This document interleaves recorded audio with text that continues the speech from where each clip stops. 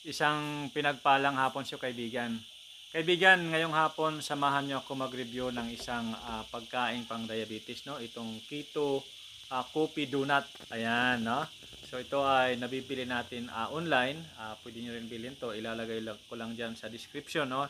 Kung paano makabili nito, no? So titingnan natin kung ito ay mababa ang blood sugar, no? Okay?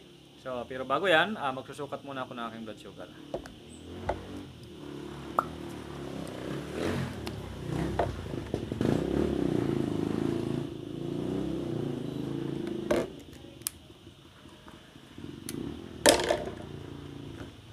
Ayan.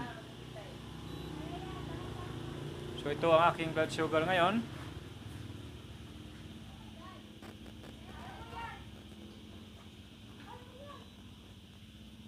Okay na?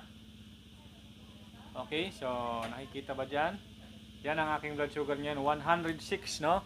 106 milligram per deciliter, okay? So,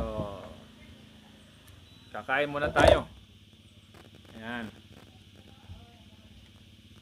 So ito yung ating i-review, no? Keto coffee donut. Ayan, no? So, papakita natin dyan. No? Okay?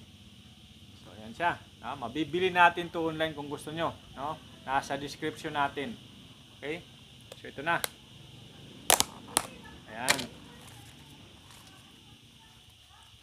So, ito ang laman ng keto coffee donut. Okay? So, ito na. Pakadaw plato. Pus muna.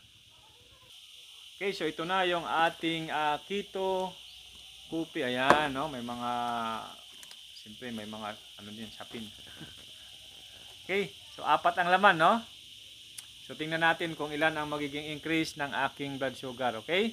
So kakainin ko na, ang aking blood sugar ay 108, no? O, tika lang. Kalimutan ko. So ang aking sugar ay 106 milligram per deciliter, okay? So ito na.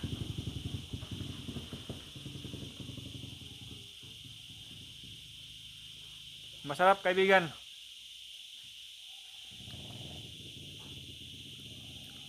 Lasang donut pero hindi mo malasahan masyado yung tamis.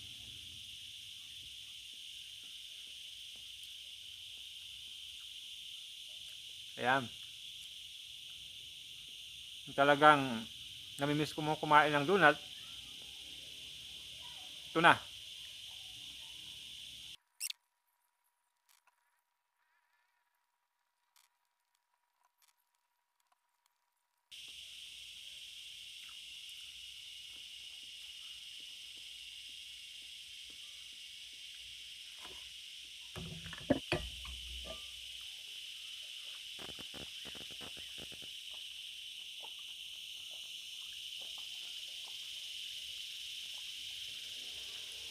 Ayan, kaibigan. Nakakabusog din, no, yung isang serving. Apat na maliliit na donut. Ayan, so natapos tayo. Eksaktong 6:30, no?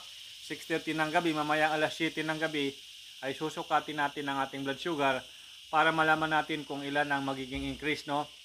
After tayo kumain ng keto coffee donut. Okay? So, doon sa mga nagtatanong kung ano ang aking maintenance, ito po, no, spirulina at saka ganoderma. Ayan, yun po yung ating maintenance kung bakit ay laging mababa ang ating blood sugar, no? Pero iwasan lang po talaga natin ang pagkain ng bawal, no? Sa mga patuloy pa rin nakikipaglaban sa diabetes. Number 1 po talaga, ingatan natin yung mga pinagbabawal, no? Disiplina lang, masusolusyonan natin ang ating problema. Kailangan problem solution oriented tayo, no? Hindi yung dahil may sakit na tayo ay mawawalan tayo ng pag-asa. Meron, no? Iwasan lang po talaga natin ang bawal at siyempre manalangin pa rin tayo. Okay? So hintayin natin yung 30 minutes para malaman natin yung ating increase ng blood sugar within 30 minutes after kumain ng keto coffee donut. And kaibigan, no, medyo gumabi na dahil alas 7 na ng gabi. Okay, so naka 30 minutes na tayo after tayo kumain ng keto Coffee Donut. Okay? So, sa mga hindi pa nakapag-subscribe, please subscribe na rin kayo para masubaybayan nyo yung mga susunod kong video. Okay? So, ito na, no? Susukat na tayo. Yan.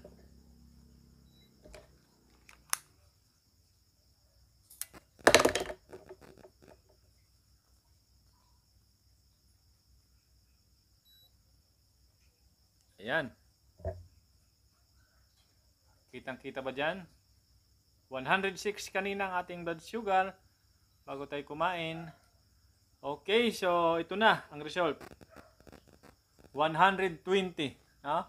So, 14 mg per deciliter. Yun lang mga kaibigan ang in-increase. No? Yun lang ang increase ng ating blood sugar after tayo kumain ng keto coffee donut. Okay, so masarap kaibigan at hindi nakakapag-spike ng ating blood sugar. So, kung gusto nyo ma-avail or umorder ng ganyang klase ng donut, ay nandyan lang sa description. Ilalagay natin dyan para direct na kayo makabili. Okay? So maraming salamat sa inyong panonood.